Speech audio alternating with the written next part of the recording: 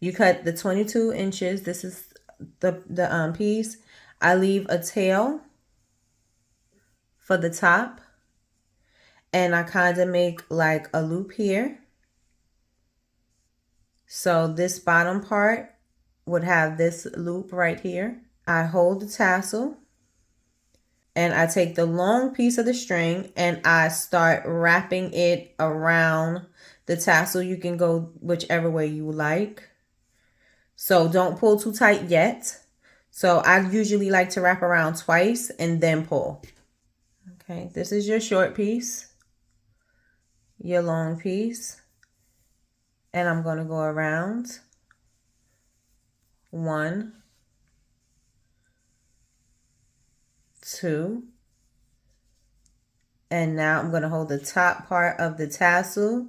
So I have some kind of, I have control at the top, and I also want it to be tight here. So I'm going to pull this. Now I can pull it tight, and I'm going to start wrapping my tassel around neatly. You don't want to pull too tight initially because you don't want to loosen up this part. That part is important. And so you wrap it around until you get a long enough piece that's going to blend in with the tassels here. Wrap it nice and neat. Remember, this part is going to show. So the tail end here. I'm going to take this, stick it through the loop, bring it through. I'm going to hold it, and then I'm going to take the top tail, not the tassel tail, but the top of the string you added, and I am going to pull the top piece.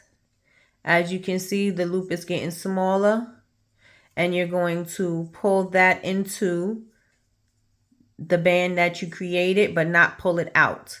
You want to pull just so that the knot could get tucked into the band, and you want to pull both strings to make the knot tight.